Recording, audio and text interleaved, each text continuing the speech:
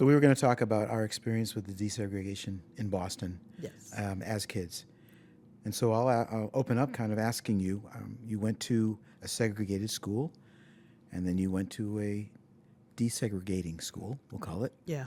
And so can you describe the segregated school and then the differences you found when you went across town? It's kind of a hard thing when you think about literally, we're talking 50 something years ago. So remembering, okay, what was that like? I do remember being like in kindergarten, starting first grade at the Sarah Greenwood School, which was like almost, no, it probably was 100% black. Teachers were mostly white, actually. And I felt connected because it was literally like a couple of streets down from our house. So I would walk there, which is unheard of. Like I can't even imagine like a kindergartner walking to a school in Boston now. But and I had a lot of friends. I think at that point I was kind of oblivious to what I was actually experiencing there. And I think for my parents, though, they were very acutely aware of the disparity in terms of what the environment looked like, how, what kind of books we were getting, how school, what was the homework. Those things were important to them.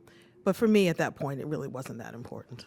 And that was a period where not just my parents, but a lot of parents in the black community were really pushing the school department to make some changes because the disparity was really huge. And they found an ordinance that said if there was an empty seat anywhere in the district, that a student had a right to take that seat. They didn't know at that time that meant that a black student could do that. And so when the black parents found out about that, they then started a program called Operation Exodus, which predated mandated busing. And so I was a part of Operation Exodus. And at that time, I don't think I was so young that I wasn't thinking like, oh, this is going to be a better education for me. It was, okay, this is what my parents want. I'm going to get on this bus, and it's going to take me to the Richard School. I didn't know, like, it's going to be, everybody will be white, except for the handful of us that were on that yellow bus. And it was dramatic. It was traumatizing, actually, for me to be in that space, to come from a place where I felt like these are my friends and this is my community, to is literally being thrown into the deep end of the pool. And it was hard to be a black person in that environment, a black child, when I have people, adults and children, who have never actually engaged with a black person before. It was really hard. Yeah. And I know that for you, that's part of your story as well. Yep, sure is. And I think the other part that's really unique about your story was, as someone who's biracial, Yes. that had another angle. And so, so for you, how was that for you? It was, I think, one of the best things about being a child is you don't realize how bad things are. Thank God. You don't realize it until you grow up and you look and you think, oh my gosh, really? That's what it was? Yeah. And so I didn't realize that either. I didn't realize how bad my school was. Both my parents really had a strong belief in education. But we also did get some hilarious looks from people when my mom and dad would show up. People were trying to figure out if my father was adopted. They were just so confused. They just couldn't understand how a black person and a white person could live together. That just seemed like a biological impossibility to them. It got my mother in some doors, and then I followed behind, and that was always comical. I went to 6 different schools in a row, back to back, 6 years in a row, different school each year. I didn't realize that was strange, because I would be at this school 1 year, and then 3 years later I'd be at another school with this classmate that I'd seen 3 schools ago. And we just sort of kept bumping into each other and rotating through these schools. But I think the most memorable school is the Endicott, which is now got a different name. It was right up the street from the Greenwood. In fact, they were kind of twin schools, if you will. Yeah. And in fact, the Endicott didn't have a principal. It had an assistant principal. Your principal at the Greenwood was actually our principal. Wow. Okay. That's what they did. And the assistant principal was also my third grade teacher. So when someone called the school office, the phone would ring in our classroom, and she'd have to stop teaching to answer the phone. Wow. I didn't know that was weird, but that was my reality. Yeah. Greenwood is actually documented in Jonathan Kozol's book, Death at an Early Age. And it's how my mother got involved in the activism that's similar to Operation Exodus. Yeah. We had this poor, young, white college graduate, basically, lady, almost a girl, and she was stuck with a class of about 42 black kids. And I think it was 42. My mom thought it was more, but I think it was about 42. I don't know. 42 kids, 36 desks. Wow. When you were absent, you lost your desk. And there was a table at the front of the room, and you waited until a desk became vacant. That was my second grade class. And so my parents were not happy with that. And so I happened to be the smartest kid in the class, and there were empty seats in the third grade. So one day I walked in as a second grader and walked out as a third grader. That is my double promotion. Wow. Wow. And Wow. again, I didn't understand the significance. All I knew was that I was the youngest kid in my class for the rest of my life. Yeah. And that was the class where my teacher was the principal. I'm the assistant principal. Wow. And even though the school was less crowded, the education was horrific. And yeah, we can talk later about how my mother and my fourth and fifth grade fought to get me in a better school and what that took. Well, yeah. I think that, when you talk about the whole issue around, one, your parents having like this high premium on education, that was certainly my parents, it was the same thing. And then, this piece around you're a brilliant kid, you're in this environment, you were promoted. I, on the other hand, had to deal with my intellect being questioned on a regular basis. Like, I must have cheated on that test. There's no way that I got, that I got an A. It had to be because of that. And I was a really shy, quiet kid. So for me, that was really devastating. Traumatic. And it was on a regular that, and my parents would have to come to school because they were like, oh, well, she cheated on the test. And I'm like, I didn't cheat. So it certainly affected how I perceived myself, and just having to question, am I smart enough? And that really, I would say, really carried me through probably up until high school. Always having that thought in the back of my head that, do I really have the chops to actually do this? And it later followed me into college, but I shook it off after freshman year. But it still Imposter had a syndrome. sting. Yeah, oh, absolutely. Yeah. I think about that piece, going into this mostly all white environment. That's always kind of the question. Like, do you belong? And that was certainly the question. Are you just here because you're black? Right. Are you the token? Right, exactly. We had the benefit in junior high. So we were at Washington Irving, and it was the first time we had black teachers. There were black teachers, administrators, Roger Harris, who was in that Vietnam documentary. So he was highlighted in that. He was an educator. He was there, and that's where we first met him. And that was huge for us to begin to think about wow, like there actually are black people who are in authority, and like maybe I could actually Be one be of those. that. Yeah, yeah. But being in, this white environment where all of the authority figures are white, gave this message that, you know what, you can't be that. And my sister, Stephanie, who shares a story of when we were at the very first school at the Greenwood, and not the Greenwood, the Richards School. So Operation Exodus bussed us to the Richards School, and one day the teacher said, "Okay, can raise your hand and let me know what you want to be when you grow up." And my sister raised her hand and said she wanted to be a teacher, and her teacher said, "This is what my sister reported." Said, "That's not going to happen, Stephanie. They won't let niggers be teachers." In front of the entire class, and how that was just that was one incident. There were many that we both experienced that were pretty horrific. Yeah. Yeah. It was in many of the schools I went to. Also, there were no black teachers, or very few, and there's kind of like the black tax, which is to be given equal opportunities, you have to be twice as good. Yeah.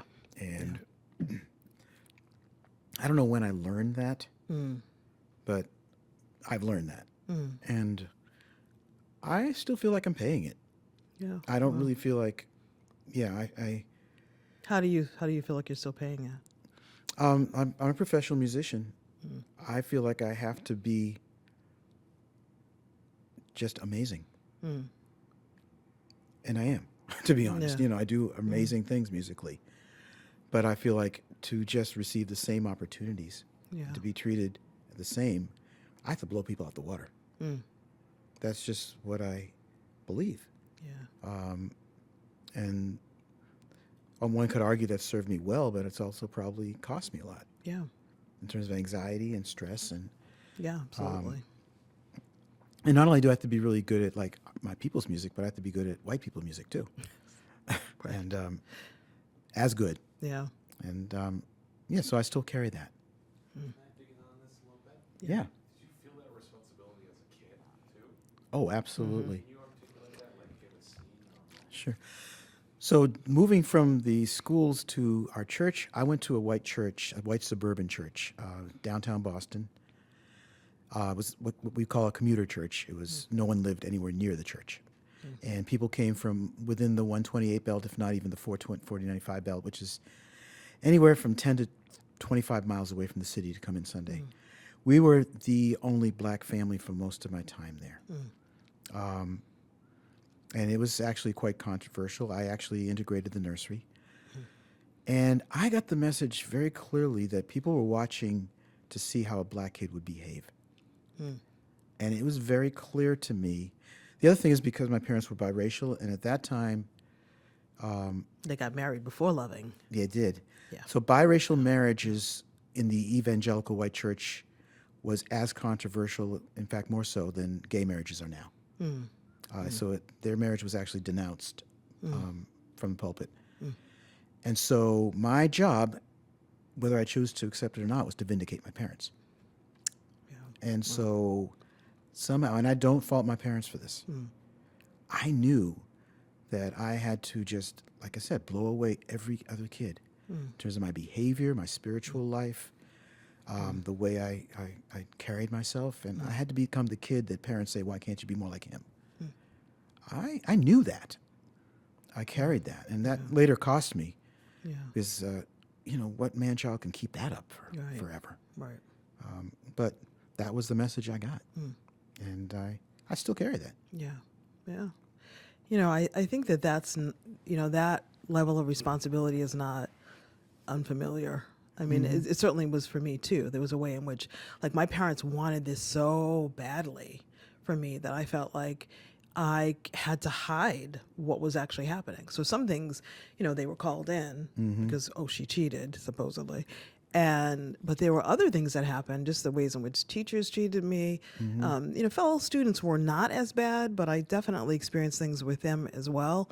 But there was a way in which I felt like I can't share this with my parents. They want this so much for me that I just need to pretend that you're I'm good. okay. And I remember there were times where I would just be sick. I would have earaches, or I would break out in hives. I was like anything so I didn't have to go to school, and I could just get a little bit of a break. And I feel like in a similar way, coming into, being an adult and still having that kind of performance mindset, particularly in predominantly white spaces. Yep.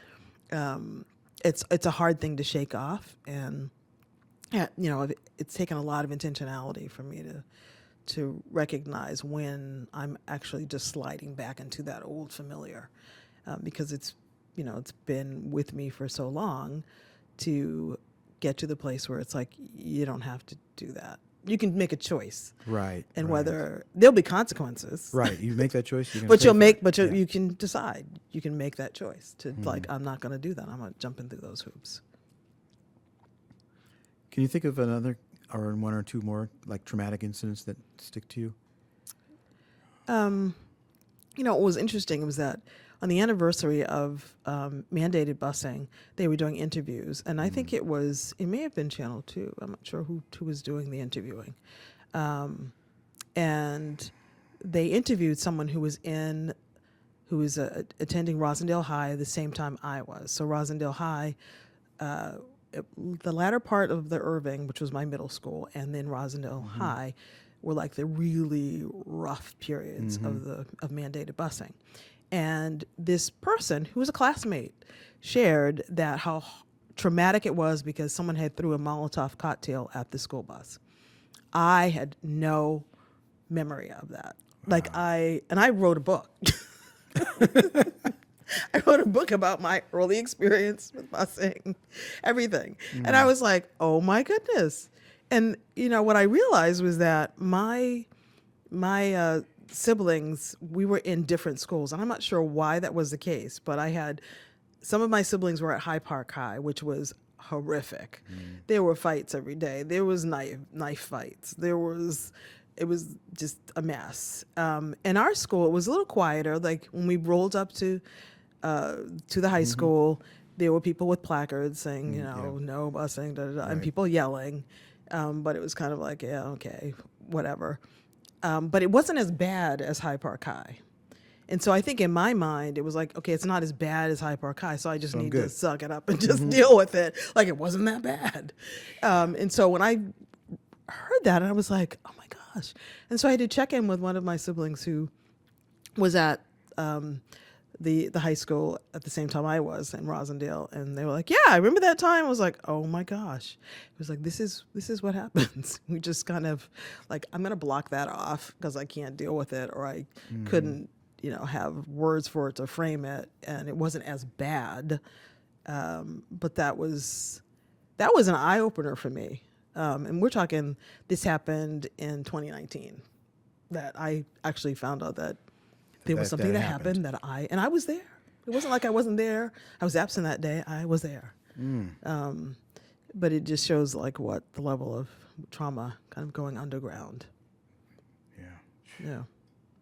I think that's a huge, more recent one that stuck out for me. I think because with my siblings and everybody going to different places, like it wasn't even just that I was dealing with my own issues in my own school, but they would come with their horrific stories too. And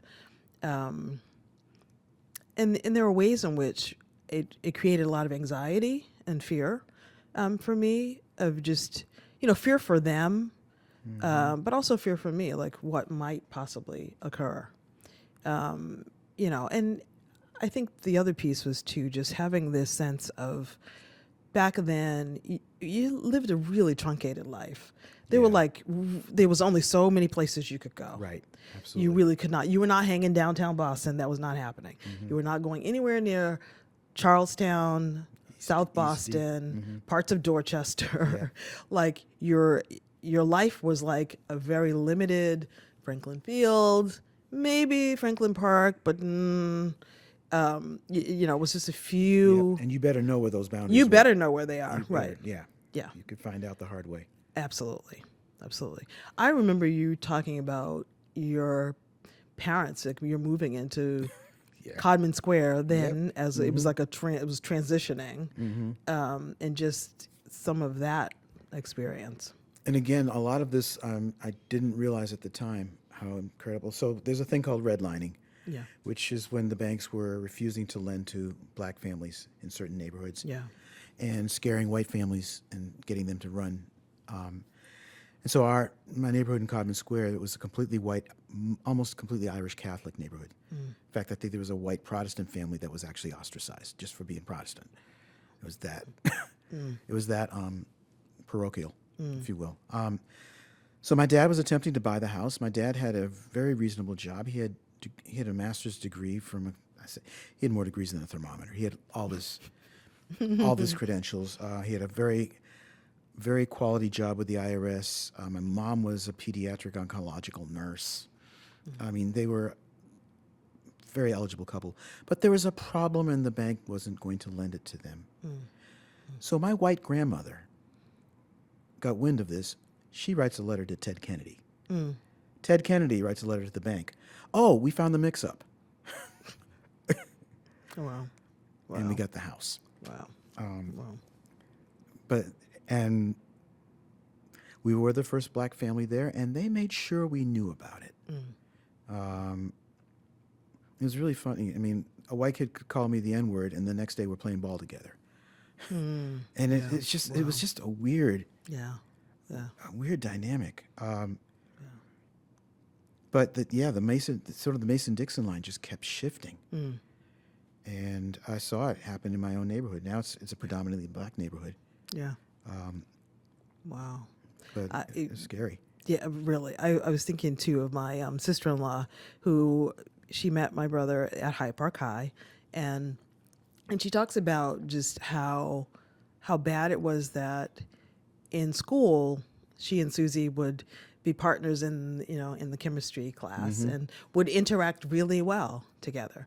But then when it was time for school to let out and she would have to walk to the bus, she would see Susie standing next to her mother with a brick in her hand, ready to throw it at the bus.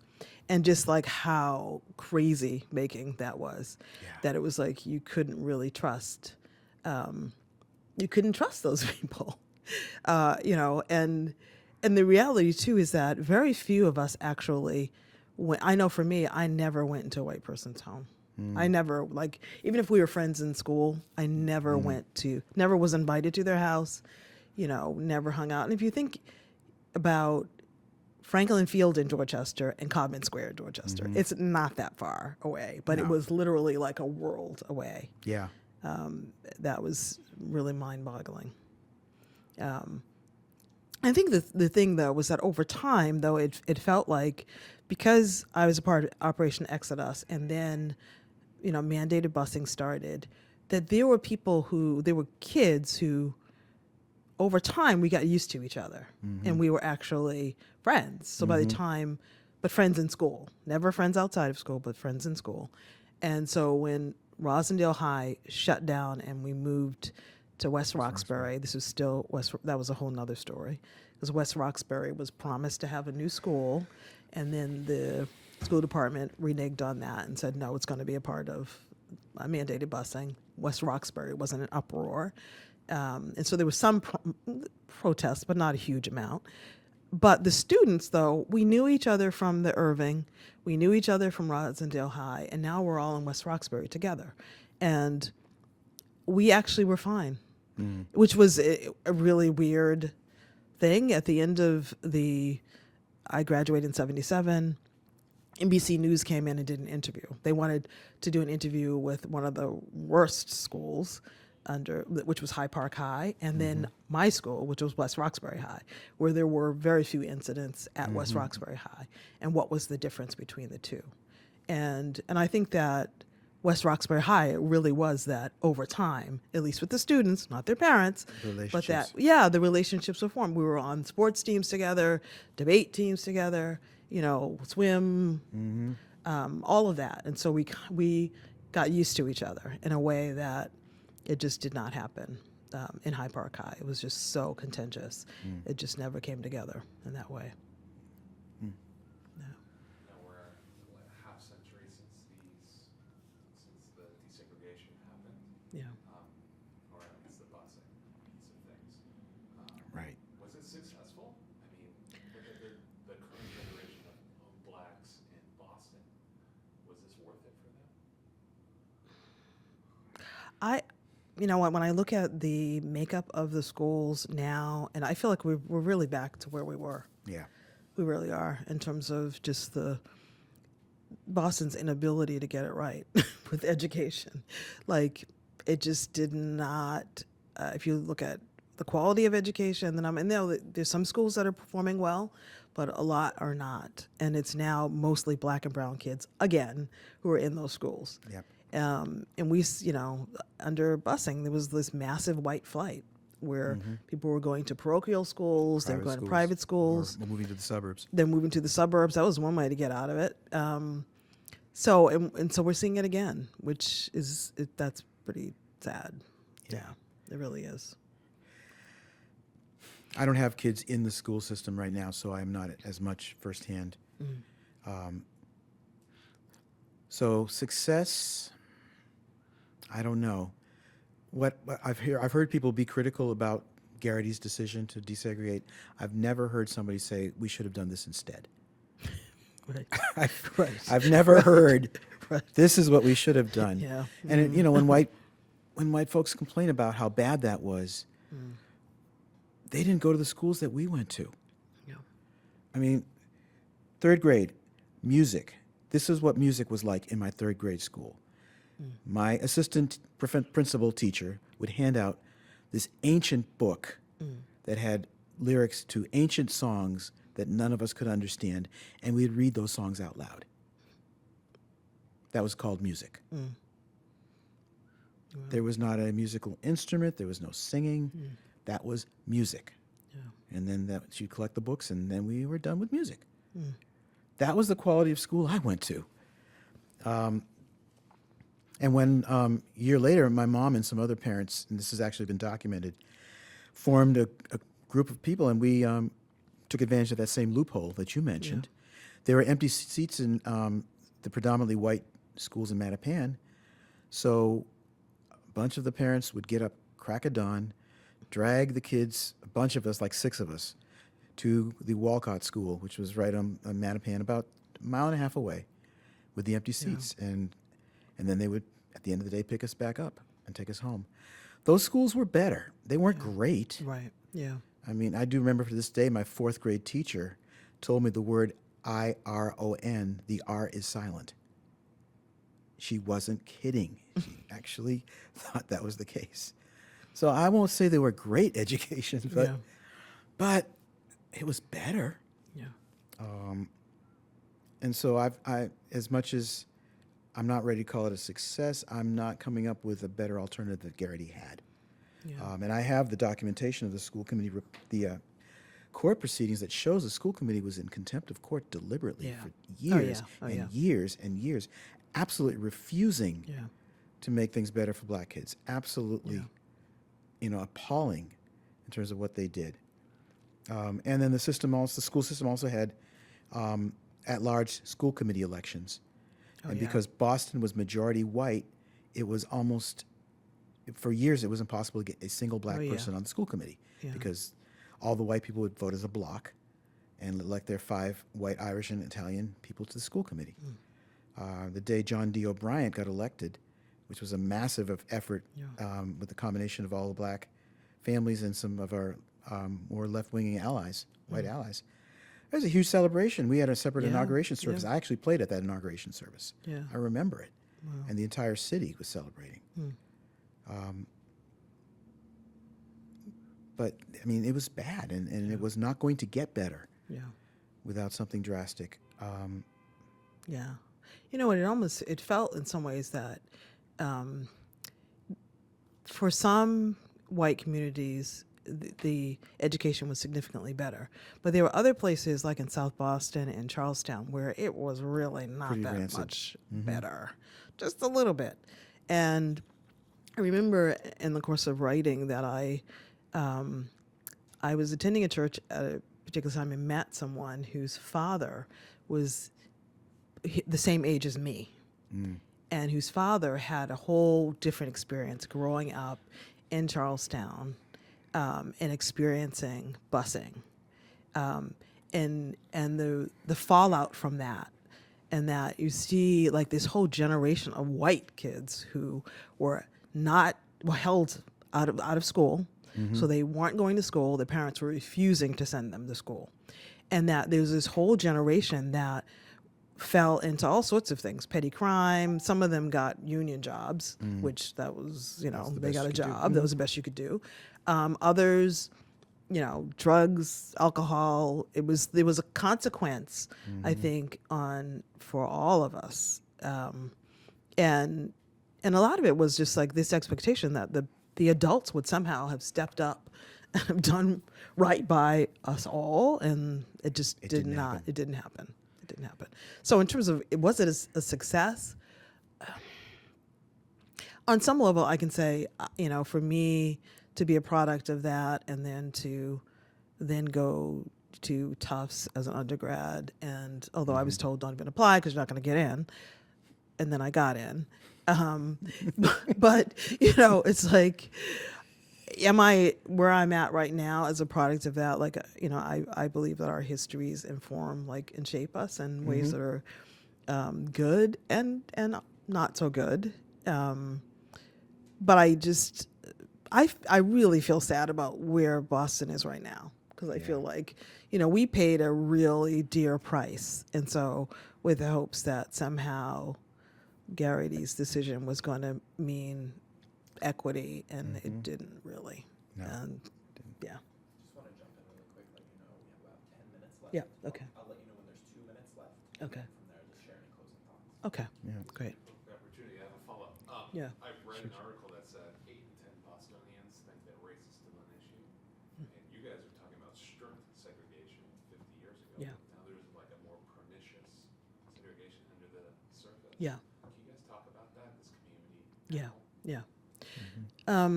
I think that, I know for you and for me, like, we have this longevity, this perspective of Boston, like, from decades and decades ago, and to see just the shift right now where so many Black families have been pushed out of Boston. Right. And just From the very it's- places that white people are running away from. Yes, exactly. And it was like literally a march up up into Roxbury, and then it was in Mattapan, then it was Dorchester, and just pushing people out. And there are ways in which there were consequences of redlining.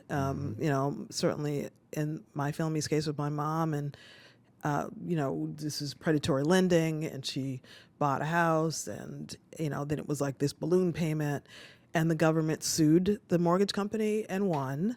And by the time the lawyers were paid, my mom, for losing her house, was paid about $1,200. That was nothing. And I think that she ended up losing her house for like $5,000, like this balloon payment that she was like, she didn't have that money. And so, a knock-on effect of that is that, that generational wealth, which could have come through my mom having the house, would have been paid off a long time ago, and then she having equity in it, having, like, that was gone. Yeah. And that's like, there's so many stories, so many friends who, they trace their family, like, had property in Beacon Hill. Right. Same thing. It was like Beacon Hill, and then it was like pushed into Roxbury, and then pushed. And it's continuing to this day. And so now people are being pushed into Brockton, or they're even going further out. They're going to Attleboro. They're going where, the property is cheaper. Who can afford to even rent in this city? It's absolutely outrageous. It's crazy. So there are ways in which that is really, it's really baked into I think the nature of Boston, I think the colleges, there's so many of them, they're not helping because they're gobbling up property. That's a good point. Yeah, and so it's hard. It's hard to be a black or brown person in Boston, unless you kind of stake your claim and it's like, okay, it's Via Victoria in the South End, or maybe it's an elderly housing project in Roxbury. It's just not. It's not good, and it doesn't feel like there's been any like real political will to do something to ensure that people who actually, sowed seeds in this city get to stay in the city and enjoy the city. So it's, It's funny. I mean, growing up, Sheila, you and I both had a map of the city. And, here's safe until this time of day. Here's don't you even think about it. I would tell, in terms of where I lived, I would tell my black friends to come to my house via Roxbury and my white friends to come via South Boston. I would give different directions to my house, depending on who you were. And I didn't know that was weird. Wow. I just didn't know that was a strange thing. Yeah. I just had to know. And, the city, recently I sort of got a map and looked, okay, and I mapped all the places where I had a racial incident and dotted all parts of the city. It's like, yep, right there, yep, right there, yep, it happened there, and right there, and right there. And that's sort of imprinted on my mind. And the last incident was sometime around 82 or 83, just before my son was born in Dedham. Someone threw an N-bomb at me, my wife and I. And then that stopped. And it's like, and you were talking about the places that were not safe. I worked at a middle school in Charlestown. I would never dream of doing that. Yeah. I'd go through Southie routinely all the time. And then some idiot pressed the rewind button. And and I'm hearing more and more incidents of even my idyllic North Shore Christian College. One of our black students was called the N-word on the road that separates some of the campus.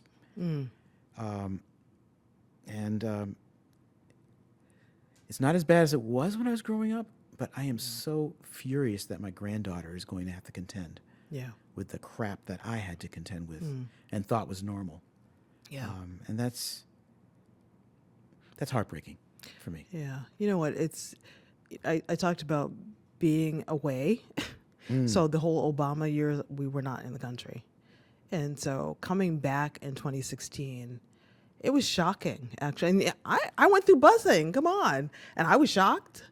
I was just shocked at like all the filters were off. And maybe because this is New England, where people have some level of composure, maybe. But that was, I was just seeing people saying and doing all sorts of things. That was a shocker. And one that just continued. And just to see how people were being triggered and traumatized left and right, including me. It was just,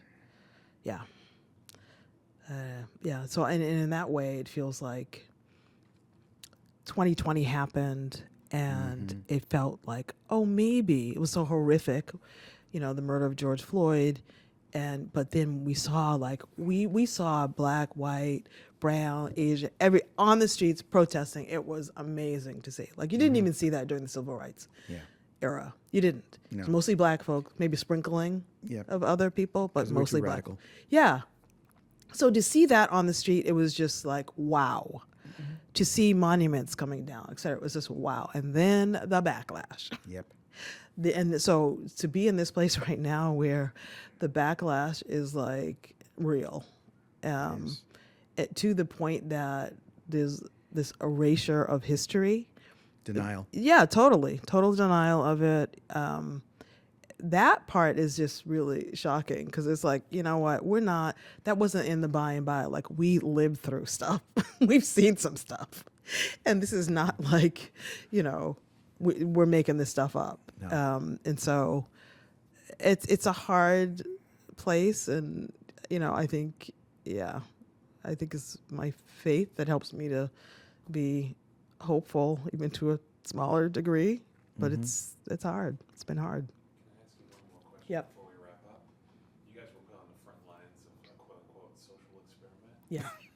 What's it like having to carry that legacy, right, as you reflect 50 years later? What's that like? Yeah. That's funny because someone was interviewing me and they were like, so did you realize like you were part of history? No. As a No. child, you're not thinking about that. You know, I'm sure Ruby Bridges wasn't necessarily thinking I'm a part of history when she had security, guards and they're walking her to the school. So I feel like we stand as a testament to this is the reality. And so there can be, and so even with StoryCorps, the fact that you're recording these stories, that's great. so important. Yeah. Because then it's like, you can't make that, you can't erase that. Like it happened. I was there. Like here's the people. There are people who will testify that this happened and this is what they endured and this is what's happening now. Yeah. And so that's really important in this day and age with this revisionist history that's happening right now. I think for me, I am still realizing the gravity of what I lived through. Yeah. Because, like I said, as a child and even in my early adulthood, I didn't understand the significance. Yeah. Yep. But yeah. yeah, as a kid, you don't really think today's a good day to make history. Right. You just don't think that way, but we did. Yeah. Yeah. And we continue to. Yeah. Yes. Yeah.